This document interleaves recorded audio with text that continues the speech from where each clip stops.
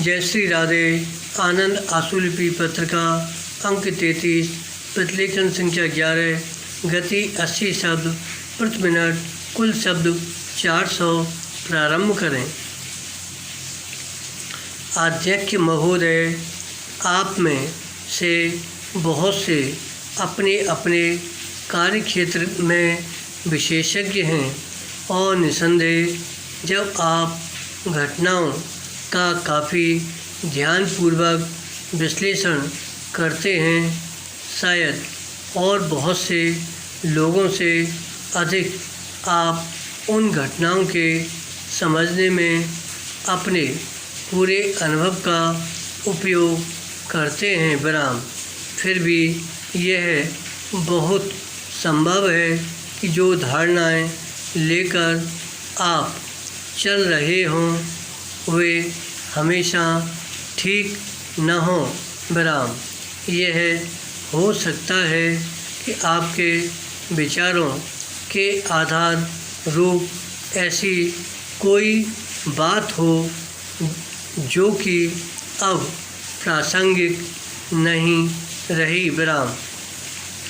हो सकता है कि आप आज की गतिशील दुनिया का ध्यान रखते हुए विचार न कर रहे हों, बल्कि स्थिर संसार की कल्पना बनाकर विचार न कर रहे हों। इस स्थिति के कारण मैं अनुभव करता हूँ कि आज भारत के वातावरण में एक महान अवास्तविकता आ गई है। चाहे मैं आपसे बात कर रहा हूँ, चाहे श्रमिकों से, चाहे किसी और से। विराम। पैरा।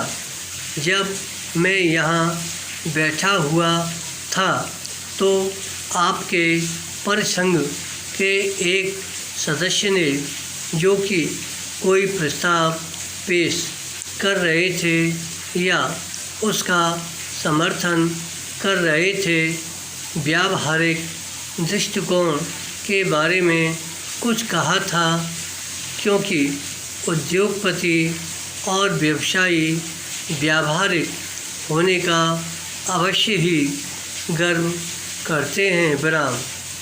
राजनीतिज्ञ भी व्यावहारिक होने की बात करते हैं, लेकिन जो बात मुझे आश्चर्य में डालती है वह यह है कि जिनका सर्वस्व व्यावहारिक होना ही है, उनके आसपास क्या हो रहा है उसके बारे में भी ये लोग कभी कभी अद्भुत रूप से संज्ञान रखते हैं। विराम।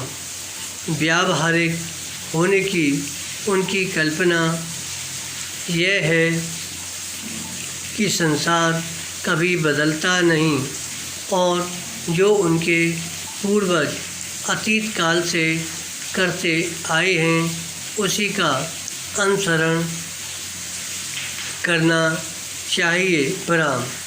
यह है व्यावहारिक होना। जिस तरह कि यदि मैं उस वर्ग को लूँ जिसका कि मैं कहा जा सकता हूँ, अर्थात राजनीतिज्ञों का, तो वह भी बड़े ठोस दिमाग के और व्यावहारिक कहे जाते हैं। चूँकि वह ठोस दिमाग के और व्यावहारिक होते हैं, इसलिए लोग उन्हें मजबूर करके दुनिया में एक बड़ा युद्ध करा देते हैं। विराम। विषम समस्याओं को निपटाने में सब बड़ी संलग्नता दिखाते हैं और श्रम करते हैं।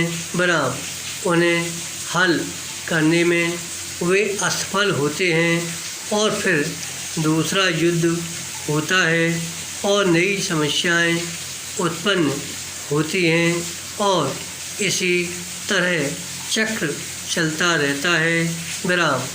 इस तरह से चक्र चलता है और हम सभी व्यावहारिक होने का दावा करते रहते हैं। विराम। धन्यवाद।